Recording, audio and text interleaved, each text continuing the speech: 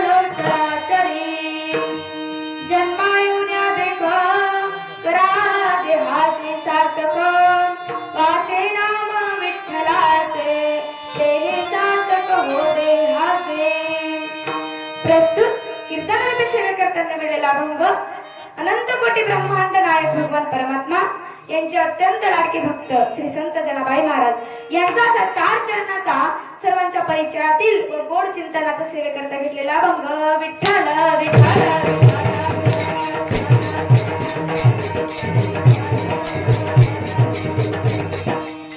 अभंगाला सुरुवात करण्या अगोदर अल्पसा परिहार देणे तो असा की सालाबाद प्रमाणे याही वर्षी भव्य दिव्य नियोजनामध्ये सुंदर वातावरणामध्ये गावकऱ्यांच्या सहकार्याने व सहवतीने माझ्याकडे दुसऱ्या दिवसाची कीर्तन रूपी सेवा आली. माझ्यासारख्या अल्पज्ञानी पामराकडे ही सेवा आली हे मी माझे परम भाग्य समजते. व तुम्हा संत मायबापांचे मला दर्शन लाभले. तसेच माझे सद्गुरू हरिभक्तपरायण मनोहर बाबा राऊत यांच्या कृपा आशीर्वादाने व मी शिकत असलेल्या ज्ञानमाऊली वारकरी शिक्षण संस्था पेठ या संस्थेमधील माझ्या गुरुस्थानी असणारे हरिभक्तपरायण मृदुंग सेवक गायनाचार्य व कीर्तनकार ज्ञानेश्वर महाराज गायकवाड तथा भागवताचार्य कीर्तनकार राधाताई भोळे यांच्या कुशल अशा दर्शनाने मी अभंगावर बोलण्याचा प्रयत्न करते. विठ्ठल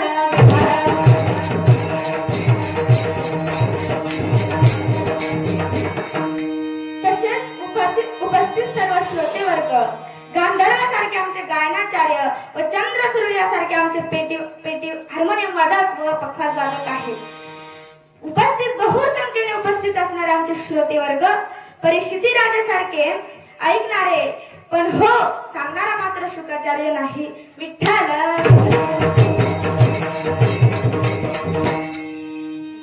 या अभंगामध्ये जनाबाई महाराज आपल्याला आपल्या देहाचे व नामाचे महत्व सांगतात. पण जनाबाईंचे जीवनचरित्र पाहू गेलो महाराज तर जनाबाईंचे जीवनचरित्र असे आहे की जनाबाई जन्माला आल्यानंतर त्यांच्या आई वारल्या. आई वारल्यानंतर जनाबाई हळूहळू मोठ्या होऊ लागल्या. 4 ते 5 वर्षाच्या जनाबाई अंगणामध्ये खेळत होत्या. खेळत असताना समोरून दिंडी गेली व त्या दिंडीकडे जनाबाईंचे लक्ष गेले व पळतच आपल्या बाबांकडे गेले व म्हणू लागल्या की बाबा बाबा ही लोके कुठे चालली आहेत. तेव्हा बाबांनी उत्तर दिलं की बाळा ही लोके पंढरपूरच्या वारीसाठी चालली आहेत. तेव्हा जनाबाईंनी पुन्हा बालिश बुद्धीने वडिलांना प्रश्न केला की बाबा वारी म्हणजे काय. तेव्हा बाबांनी उत्तर दिलं की बाळा वारी म्हणजे येणं आणि जाणं याला वारी म्हणतात. पुन्हा जनाबाईंनी हट्ट धरला की बाबा आपणही जाऊया का वारीला. शास्त्राने आता 3 हट्ट सांगितले आहे. पहिला आहे श्री हट्ट, दुसरा आहे बाळ हट्ट व तिसरा आहे योगी हट्ट. हे हट्ट पुरवावेच लागतात. बाळ हट्ट धरल्याने जनाबाई व त्यांचे वडील वारीसाठी निघाले. वारीसाठी निघाल्यानंतर ते दिंडीमध्ये सामील झाले व माऊलीचे भजन करत करत जय जय राम कृष्ण हरी जय जय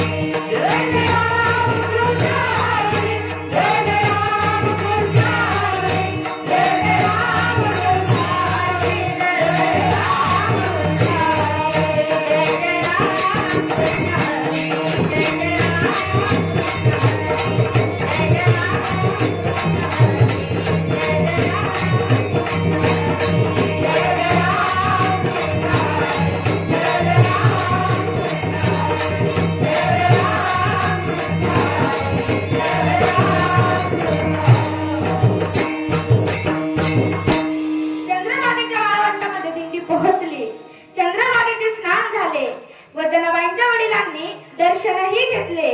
पण जनाबाई मात्र दर्शन न घेता त्या भगवंताच्या मुखाकडे एकटक बघू लागल्या की ह्या देवाचे आणि माझे फार पूर्वीचे नाते आहे. तेव्हा जनाबाई त्यांच्या मुखाकडे पाहून रडू लागल्या.